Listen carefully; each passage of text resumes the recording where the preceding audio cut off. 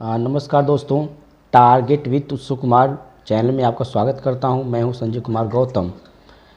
संख्या पद्धति पहला टॉपिक आपके मैथ में स्टार्ट में कर रहा हूं, जो आप लोग घर पर बैठे हैं कोरोना काल में, और मैं पहला वीडियो मैथ का दे रहा हूं। बेसिक से स्टार्ट कर रहा हूं, बेसिक से, यानी कोई भी प्रश्न आपके आने वाले एग्ज़ाम में छूटेगा नहीं, और जो भी प्रश्न बताया जाएगा यहाँ पे आने वाले एग्ज़ाम के लिए ही बताया जाएगा और टच वही क्वेश्चन किया जाएगा। अब जैसे है संख्या पद्धति, अब पहला प्रश्न यहाँ से बन जाएगा संख्या पद्धति में कि संख्या पद्धति में कुल अंकों की संख्या कितनी होती है। तो आप बताएंगे संख्या पद्धति में कुल अंकों की संख्या कितनी होती है? 10 होती है। 0 1 2 3 4 5 6 7 8 9, ये संख्या कितनी हो गई?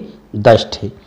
तो पहला आपका यहाँ से प्राकृतिक संख्या, संख्या पद्धति में कई भाग को हम डिवाइड करते हैं, प्राकृतिक संख्याएं से स्टार्ट करते हैं। तो प्राकृतिक संख्या किसे कहते हैं? वे संख्याएं जो 1 से शुरू होती हैं अनंत तक जाती हैं, जिसकी गणना हम कर नहीं सकते हैं। जैसे 1 2 3 4 4 5 6 7 यानी अनंत तक। तो सबसे छोटी प्राकृतिक संख्या क्या होती है? 1 होती है। अगर प्रश्न पूछे जाएगा सबसे छोटी प्राकृतिक संख्या कौन सी है? 1 है। अगर प्राकृतिक संख्या के बारे में कुछ हम तथ्य बोल देते हैं, जो कि आप वीडियो को कई बार रिवीजन करने के बाद आप दोहरा सकते हैं। 1 को छोड़कर प्रत्येक प्राकृतिक संख्या अपने से पहली प्राकृतिक संख्या में 1 जुड़ जाती है। यानी कि अगर हम 1 में जोड़ेंगे 2 होगा, 2 में जोड़ेंगे 3 होगा, 3 में जोड़ेंगे 4 होगा, तो अगली प्राकृतिक संख्या प्राप्त होती जाएगी। अगला कंसेप्ट क्या है? प्राकृतिक संख्याएं की गिनती कभी समाप्त नहीं होती है, क्योंकि प्राकृतिक संख्याएं अगली कोई न कोई प्राकृतिक संख्या अवश्य होगी, इसलिए प्राकृतिक संख्या कभी गिनती समाप्त नहीं होती है। तो अगला कंसेप्ट क्या है? कोई भी प्राकृतिक संख्या सबसे बड़ी संख्या नहीं होती है। अगर पूछा जाए सबसे बड़ी प्राकृतिक संख्या क्या होगी, तो आप क्या बताएंगे? इन्फिनिटी बताएंगे, यानी जरूर कोई न कोई जरूर संख्या होगी। तो अगर यहाँ से प्रश्न एक और प्रश्न और पूछ दिया जाए, शून्य की खोज किस किस वैज्ञानिक किया था? यानी शून्य की खोज, यानी शून्य की खोज किस वैज्ञानिक ने किया था? आप बताएंगे आर्यभट्ट ने किया था।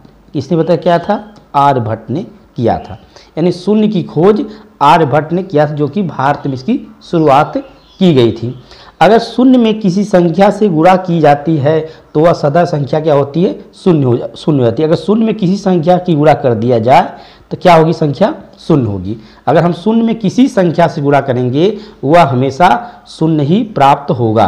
तो प्राकृतिक संख्या को 2 भागों में डिवाइड किया गया, धनात्मक संख्या और ऋणात्मक संख्या।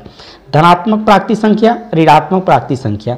धनात्मक प्राकृतिक संख्या किसे कहते हैं? वे संख्याएं जो +1 +2 +3 यानी इत्यादि संख्याएं ये भी इन्फिनिटी तक जाती हैं, जिसकी गणना हम कर नहीं सकते हैं। और ऋणात्मक प्राकृतिक संख्याएं भी -1 -2 -3 से शुरुआत की जाती है, और ये भी अनंत तक जाती है, जिसकी गणना कर नहीं सकते हैं। तो ये तो हो गया प्राकृतिक संख्या की जो कंसेप्ट दिया। तो अगला हमारा है, अगला जो हमारा टॉपिक है पूर्ण संख्याएं। क्या हैं? पूर्ण संख्याएं।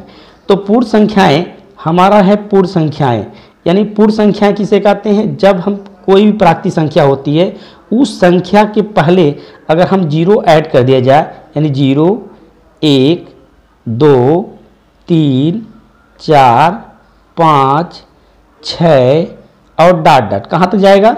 0 अनंत तक जाएगा, ये भी प्राकृतिक संख्या होती है। अगर पूछा जाए सबसे छोटी पूर्ण संख्या कौन सी है, तब सबसे छोटी पूर्ण संख्या क्या होगी? 0 होगी। ये सबसे छोटी पूर्ण संख्या होगी। सबसे छोटी पूर्ण संख्या, सबसे छोटी पूर्ण संख्या, सबसे छोटी पूर्ण संख्या है। ये सबसे छोटी पूर्ण संख्या होगी। कौन सी? 1। अगर पूछा जाए सबसे छोटी पूर्ण संख्या कौन सी होगी, तो 1 होगी। तो प्रत्येक प्राकृतिक संख्या पूर्ण संख्या होती है। अगर हमें कंसेप्ट कर दिया जाए अगला पे कि प्रत्येक प्राकृतिक संख्या पूर्ण संख्या होती है, लेकिन प्रत्येक पूर्ण संख्या प्राकृतिक संख्या नहीं होती है, इतना कंसेप्ट आपको तैयार होना चाहिए।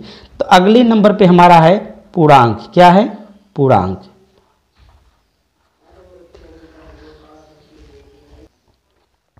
अगला हमारा हेडिंग है पूर्णांक संख्या। तो पूर्णांक संख्या किसे कहते हैं? जब हम प्राकृतिक संख्याएं के जो दो भागों में डिवाइड किए थे, ऋणात्मक संख्याएं और धनात्मक संख्याएं के संयुक्त रूप को ही हम पूर्णांक कहेंगे।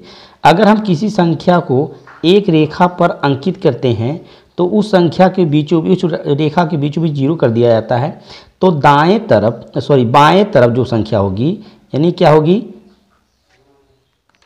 बाएं तरफ ऋणात्मक और दाएं तरफ क्या होगा, धनात्मक होगा। धनात्मक होगा, यानी दाएं तरफ धनात्मक, यानी बाएं तरफ +1 +2 +3 +4, तो ए भी जहाँ जाएगा अनंत तक जाएगा। तो इधर दाएं तरफ इधर बाएं तरफ क्या हो, -1 -2 -3 -4, और इधर क्या है हमारा दाएं तरफ +1 +2 +3, ए भी कहाँ जाएगा, अनंत तक जाएगा। कहाँ तक पहुँचेगा, अनंत तक संख्या पहुँचेगी। अगले हेडिंग चलते, चौथे नंबर पर हेडिंग हमारी है, हमारा है भाज्य संख्याएं। क्या हमारे हैं, भाज्य संख्याएं,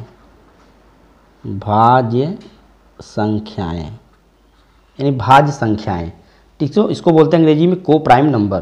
क्या बोलते हैं, को prime number, CO prime PRIME prime number, ठीक है। तो प्राइम नंबर क्या है, यानी को प्राइम नंबर क्या है, भाज्य संख्या, यानी ऐसी संख्या जो एक और स्वयं के अलावा किसी संख्या से भी डिवाइड हो जाती है, उसे हम क्या कहते हैं, भाज्य संख्या कहते हैं। यानी वह संख्या जो स्वयं से भी डिवाइड हो जाए और अन्य संख्या से भी डिवाइड हो जाए, उसे हम भाज्य संख्याएं कहते हैं। तो परिभाषा आप नोट करना चाहते हैं, नोट कर लीजिए। वे भाज्य संख्याएं जो स्वयं से और अन्य किसी दूसरी संख्या से विभाजित हो जाए, उसे हम भाज्य संख्याएं कहते हैं। जैसे 4 6 8 10 12, ठीक, डॉट। तो ये भी जाएगा अनंत तक। अगर पूछा जाए सबसे छोटी भाज्य संख्या कौन सी होगी, सबसे छोटी भाज्य संख्या कौन सी होगी, सबसे छोटी भाज्य संख्या कौन सी होगी, 4 होगी। सबसे छोटी भाज्य संख्या कौन सी होगी, 4 होगी, ठीक है। तो ये 4 भाज्य संख्याएं होंगी, कितनी, सबसे छोटी भाज्य संख्याएं। तो अगले नंबर चलते हैं अभाज्य संख्या। यहाँ से प्रश्न ज़्यादा पूछता है, यहाँ से प्रश्न ज़्यादा पूछेगा। अभाज्य संख्या यानी प्राइम नंबर, अभाज्य संख्याएं, यानी इसको अंग्रेजी में क्या कहते हैं, prime number, PRME prime number, ठीक है। अब प्राइम नंबर क्या होता है, यानी वे संख्याएं जो स्वयं से केवल कटे, अन्य संख्या से डिवाइड ना हो, यानी वे संख्याएं जो स्वयं से कटे और अन्य संख्या से डिवाइड ना हो, उसे हम क्या कहते हैं, अभाज्य संख्याएं। तो अभाज्य संख्या में कंसेप्ट नोट करते जाएंगे। यहाँ पे सबसे छोटी अभाज्य संख्या, यहाँ से प्रश्न कई बार परीक्षा में पूछा जा चुका है। सबसे छोटी अभाज्य संख्या, 2, ठीक है। सबसे छोटी अभाज्य संख्या क्या होती है, 2। तो 2 से स्टार्ट करते हैं, 2 3 5 7 11 डॉट आगे इन्फिनिटी तक ये भी जाएगा। अब यहाँ बात आती है, तो एक इसमें भी नहीं है, भाज्य में भी नहीं, अभाज्य में भी नहीं। तो एक संख्या जो होगी यहाँ पर, एक संख्या जो है, एक ना तो भाज्य है और ना ही अभाज्य, है। इसको यानी एक संख्या एक ऐसी संख्या है जिसको हम ना भाज्य में रखते हैं ना ही अभाज्य में रखते हैं। ये हो गया हमारा भाज्य संख्या और अभाज्य संख्या। यहाँ पूछता प्रश्न 1 से 50 के बीच में कितनी अभाज्य संख्याएं हैं? तो एक कमेंट बताइए, 1 से 50 के बीच में कितनी, 1 से 50 के बीच में कितनी अभाज्य संख्याएं हैं? और 1 से 100 के बीच में कितनी अभाज्य संख्याएं हैं? 1 से 50 के बीच में 15 संख्याएं हैं और 1 से 100 के बीच में 25 संख्याएं अभाज्य हैं।